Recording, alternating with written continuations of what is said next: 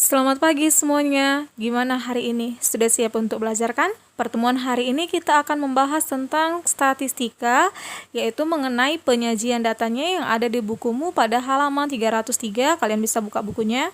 Sebelumnya, Miss memberitahu tujuan pembelajaran kita hari ini, yaitu siswa mampu menyajikan data dalam bentuk diagram batang, diagram garis, dan diagram lingkaran. Statistika merupakan ilmu yang mempelajari tentang cara mengumpulkan, menyusun, menyajikan, menganalisis, dan menafsirkan suatu data, serta cara pengambilan keputusan. Sebenarnya dalam kehidupan sehari-hari kalian sering menjumpai tentang statistika. Contoh yang pertama, kalian pasti pernah melihat diagram lingkaran kan? Nah, diagram lingkaran itu merupakan penerapan statistika. Contoh yang kedua, kalian pernah melihat sensus penduduk dengan diagram batang kan? Nah, itu juga menggunakan ilmu statistika. Dan yang ketiga, grafik kenaikan jumlah kasus corona yang sedang ramai dibicarakan saat ini menggunakan diagram garis kan? Ini juga salah satu penerapan dari ilmu statistika. Jadi yang dilihat apakah pasien mengalami penaikan atau penurunan. Dan jika pasien mengalami penaikan, bagaimana cara pemerintah mengatasi permasalahan tersebut. Nah, itulah merupakan contoh aplikasi statistika yang sering kita jumpai dalam kehidupan sehari-hari. Tadi kita kan di statistika ada menyinggung tentang data kan? Nah, di sini waktunya kita mengenal data. Apa sih data itu?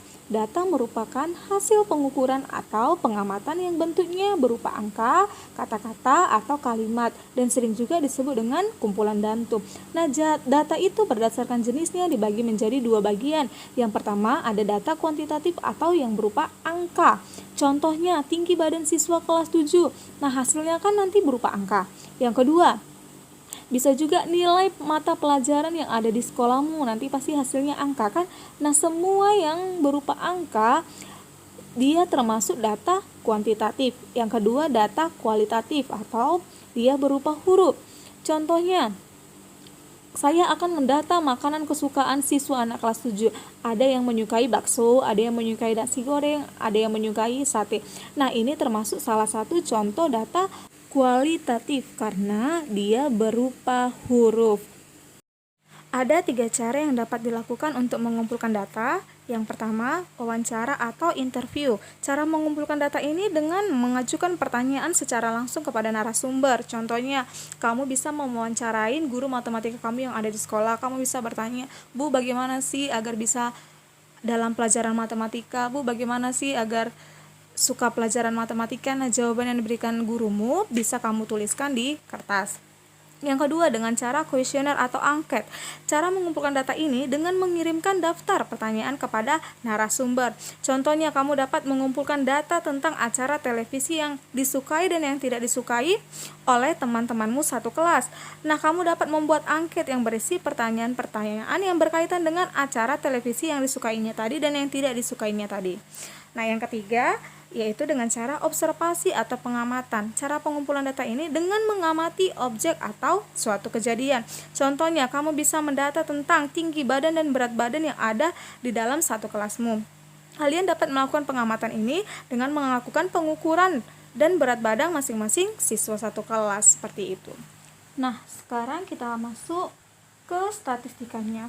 Diberikan data berat badan 7 siswa, 65, 45, 70, 75, 62, 73, dan 66. Dari sini, informasi apakah yang kalian dapat? Nah, dari informasi yang data di atas, informasi yang kita dapat yang pertama, siswa yang paling kurus memiliki berat badan 45 kilo. Dan yang kedua, siswa yang paling gemuk memiliki berat badan 75 kilo. Jadi informasi-informasi seperti inilah yang harus kita dapat saat membaca data. Nah, bagaimana jika datanya seperti ini? Diberikan nilai UAS pelajaran matematika kelas 7. Datanya kan cukup banyak.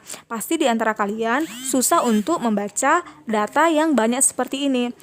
Pasti kalian bertanya, bagaimana cara mudah agar membaca data yang banyak seperti ini? Ada nggak cara lain? Pastinya ada. Dengan cara menyajikan datanya ke dalam bentuk yang lain, yaitu penyajian data dengan cara diagram batang, diagram garis, dan diagram lingkaran.